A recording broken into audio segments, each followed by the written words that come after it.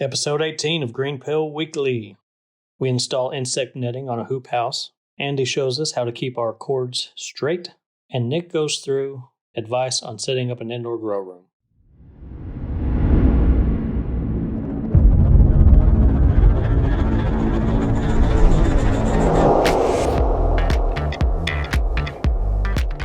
So when you put on insect netting, it's basically going from the hip board to the baseboard.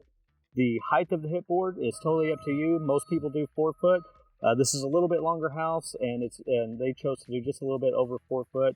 So the insect netting that you have is 6 foot wide, and this one happens to be 105 foot long. So if you have a 100 foot tunnel, it's going to get you to the end and plenty of room to stretch. Just like greenhouse plastic, you have to have a little bit of border to keep things tight.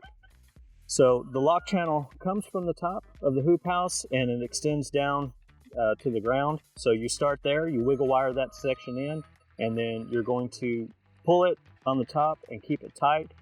3 people is really ideal. You can do it with 2. Basically, one person is keeping the roll tight and rolling it, and then 2 people are helping keep it tight and then put the spring in. So if you'll notice, it's a little easier just to barely put it in at the bottom. Give yourself a little room to pull it if you need to. This is the overlap. You can see the wiggle wire is already in there, and then you can see the wiggle wire here. I'm not going to trim this end. About an inch is plenty, and that's all you're going to want. If you ever have to re-stretch it, it's just enough to kind of pull, and there they go.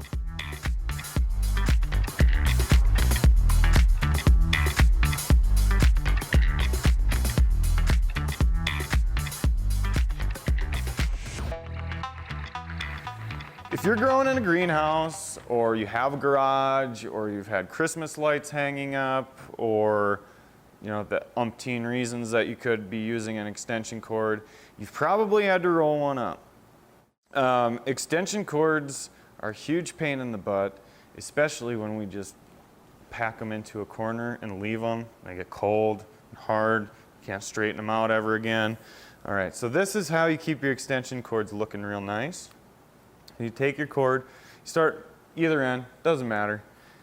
Use the length of your arms, use your span. So you reach out to a comfortable, you're going to be doing this a few times. So reach out to here. And now the key is, starting from the very beginning, roll that cord as it's getting wrapped around.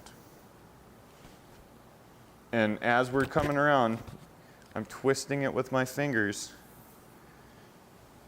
And as you pull it straight, keep it nice and tight, and don't let it spin it when it's coming out of your fingers here. So you're keeping it straight. See, I didn't roll it. So you roll it, and the thing of it is you're going to start to see your cable is getting, as you're rolling it over, you're getting loops in the cable that has yet to be rolled up. So it's seemingly getting tougher. Now this is a very long cord. And see, this is generally where we get discouraged. People say, well, whatever, I got to go on and do that, and I'm just going to... And then you get this little figure 8 in there. And you can see I actually screwed it up on the one before there. Not rolled quite enough. So you see how that lays with the rest of them. And if we stick with it and keep going, now I'm wrapping it around all the way. I'm not just twisting it a little bit. We've got some twists to this. Uh-oh.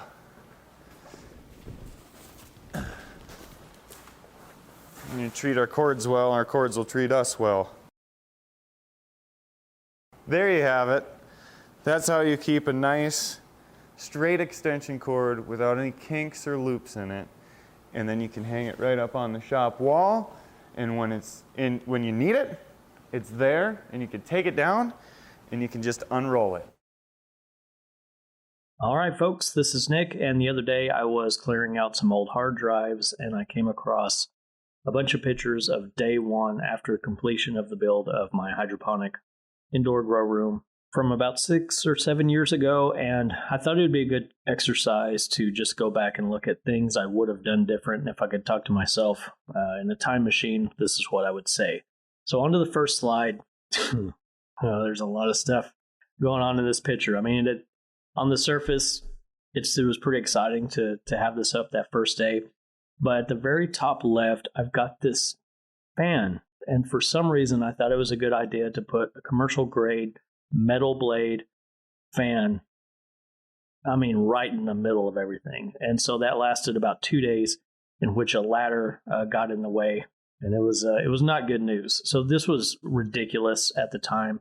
If you look just to the left of the fan, you see my back fan that was blowing things out. So I have another picture of the other side. I had an intake and an outtake operated by a thermostat. That wasn't such a bad idea, but I wish I had done my circulation fans different, mainly wall-mounted or ceiling-mounted 12-inch circulation fans like you would have inside of a high tunnel, which I had at the time, so I don't know why I didn't think of it, but yeah, that was real dumb. And before we go on, so what you're looking at here is roughly 24 foot by 40 foot, I believe. This is a room that we built on the inside of my warehouse. And I can't remember how many, maybe like 48 or so NFT channels that were 12 foot.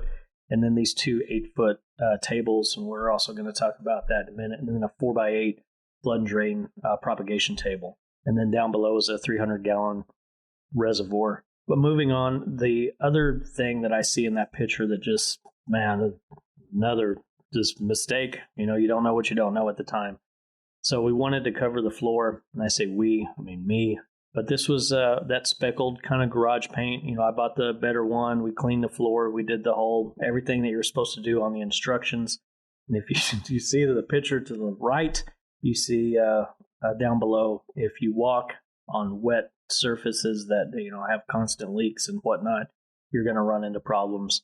Every time we swept up the floor, we pulled up a few ounces of that floor, and I don't think we would ever get rid of it. The next slide is space and planning. So I'm still on that same picture. Like, I see that picture, and it's tons and tons of mistakes that I see. But on the right underneath, space planning. So that was 2 44-hole NFT systems. They were 8-foot long NFT channels. I had 2 of them, so it was 88 holes of production. And so at some point, we cut those into 4-foot sections, as you can see on the right. And we went from 88 holes of production to 212 holes of production. Mainly, that's where my basil lived. And so just by working in the space and thinking about things a little different and actually working in it, we were able to make a tweak and make a huge difference in the amount of holes that we had. Now, I will say that if you look at the kind of the bottom left picture, you can see that the supply lines are on the ends and they both kind of V down into a shared reservoir. That worked out really well. But it's just a lesson in thinking about on how you use your space, whether that's indoors, outdoors, in a high tunnel. Anytime you have a structure or a building, that square footage cost goes way up. So make sure every inch counts. And the best way to do that is to just put it on paper first. I will say it's never going to be perfect, and eventually you have to make a decision, but I could have planned that one out quite a bit better. The next slide, we're going to take a look at the reservoir. This was a small tweak, but a couple of things I was thinking about is I didn't like how kind of transparent that reservoir was. I never really had any algae problems, but we did cover that up with the insulation board, a reflective insulation board, pretty quick. The floor did tend to get super cold, and I didn't want that cold water then getting fed into the lines and then chilling down my roots. So we did put the insulation board up, but we didn't take the time. If I would have took the time in the beginning, I would have put insulation board down first, then put the tank, and then covered it. And then I would have had that extra layer of protection at the bottom where it was needed most. And then the last thing is just access. There's a lot of dead space underneath an NFT system, and it's kind of the place to put a reservoir if you didn't have room. It was pretty tight in there.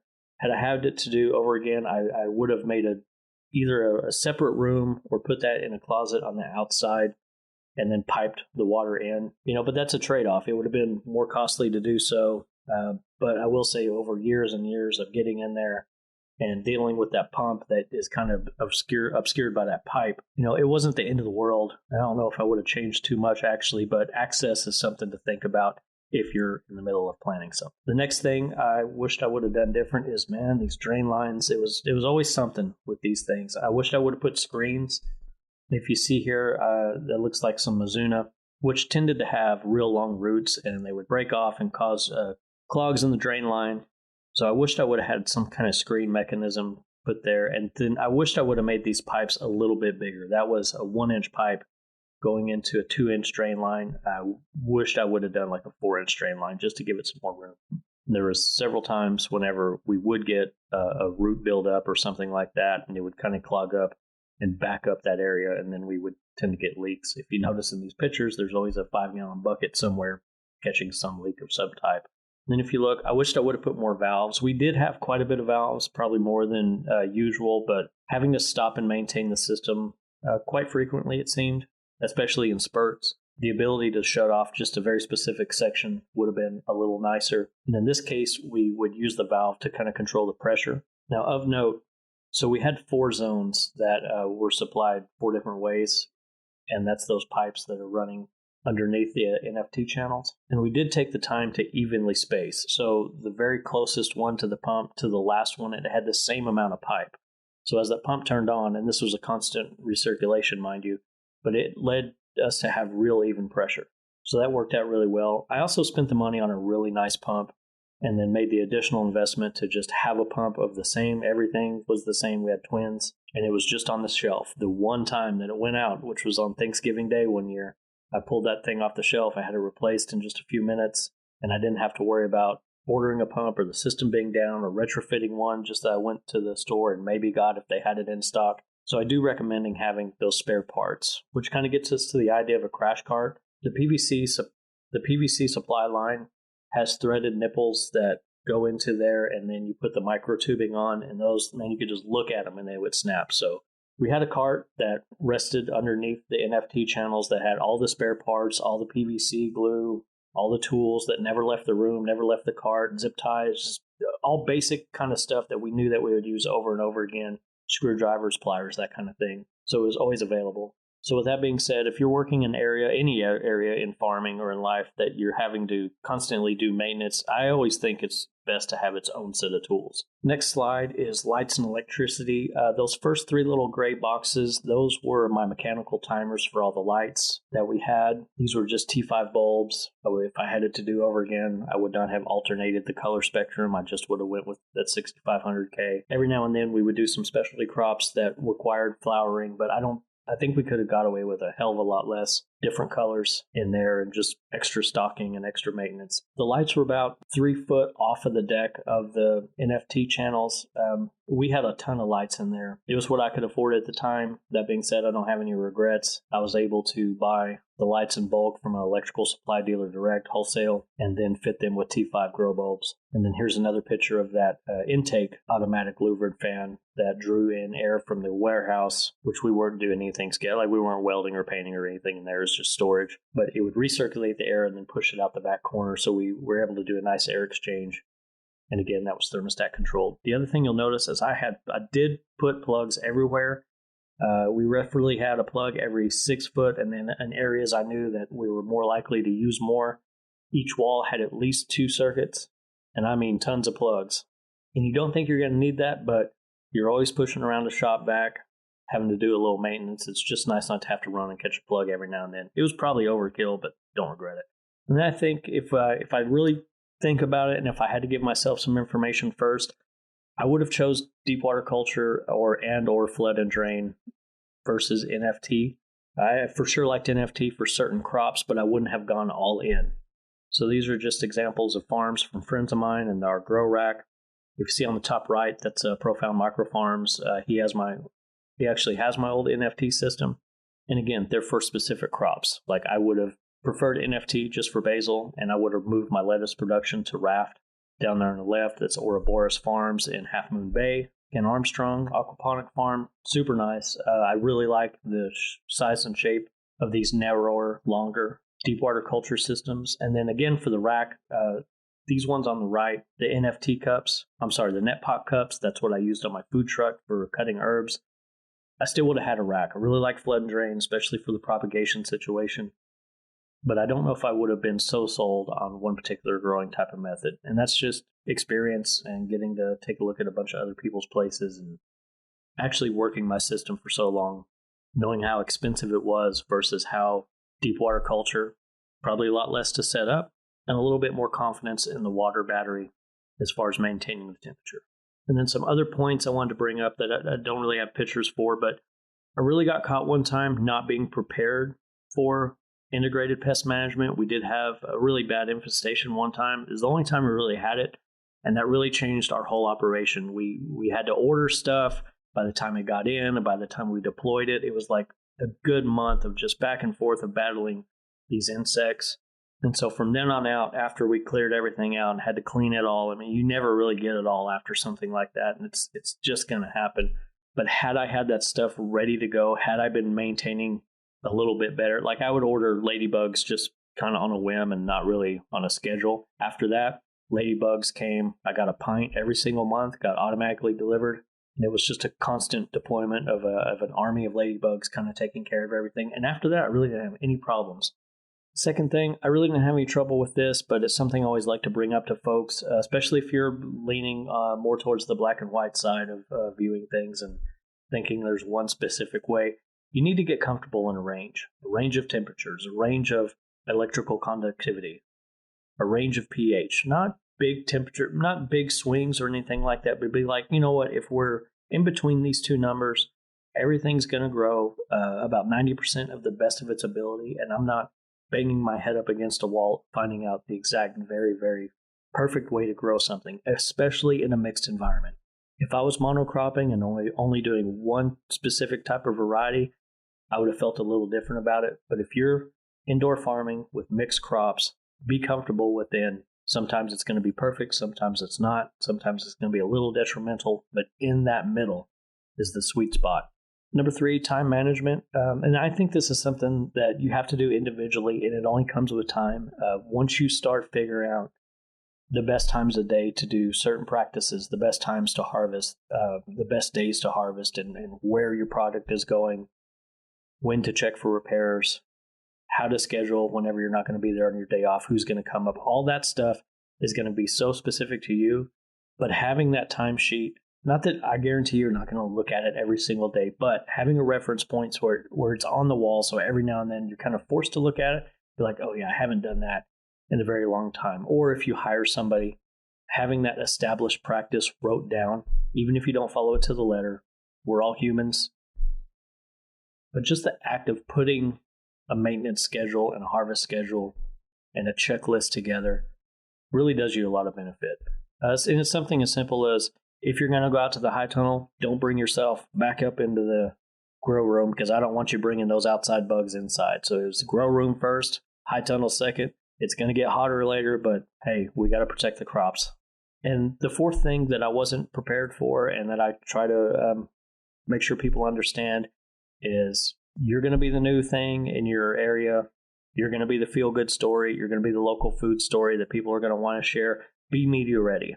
When I say be media ready, have a little bit of your story to tell, and you can certainly talk about why you chose to grow inside, but be respectful of your other local growers. You guys are going to be sharing the same spaces a lot of time. If you're hammering on another local farmer, that may give them reason to hammer on you. So just play nice. Have your elevator pitch down. Whenever that camera gets in front of your face or the microphone or somebody's writing an article, make sure you're directing that speech to your potential people that you want to buy from you. It's a pretty good opportunity to help get your word out, so be prepared for it.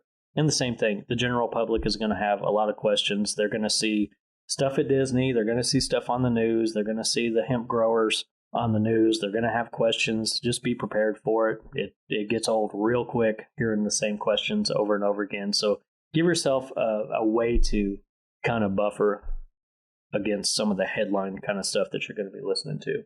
My other piece of advice is I dove into it really quick. I don't really regret that, because I'd been in business for so long and it was just an opportunity that I had to do that. But if I was just starting out, I would recommend a 1-year wait time from the time that you get super excited about something to the time you actually pull the trigger. That 1 year could be 6 months for some of you. It could be 2 years for others.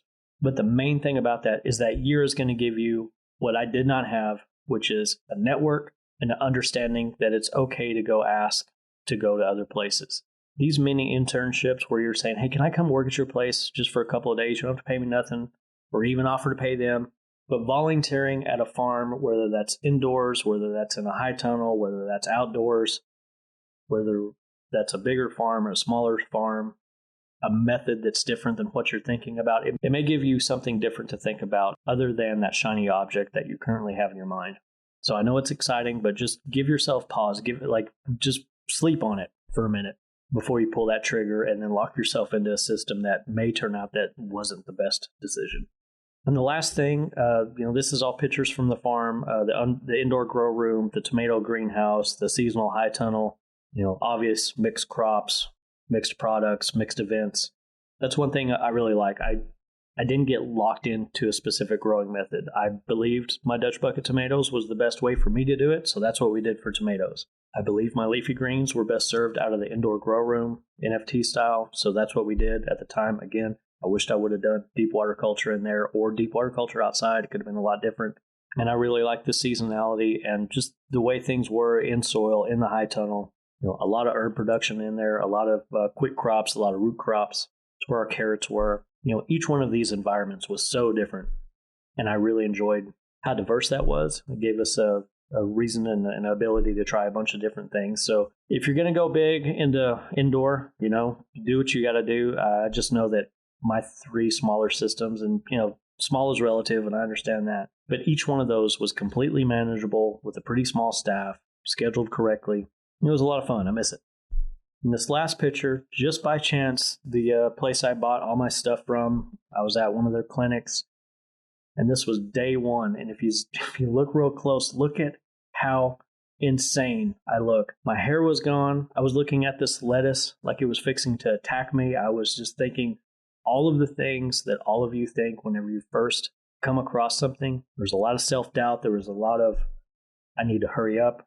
And all of that was completely false. I'm happy to say I don't have that many regrets other than the few things that I talked about in the beginning. But just to summarize, I've been there. I know what it's like. You're going to make mistakes, and that's okay. And at the end, you got to trust your gut. Don't overextend yourself, but don't wait so long that you do miss an opportunity. And it's just something you're going to have to balance out. Getting a little bit of experience up front, planning a little better, thinking about who you're going to market to before you do the thing that's so exciting, which is buying all the stuff and putting it up and planting the first seeds and all that.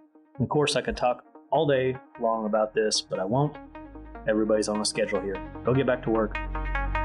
We'll see you next week.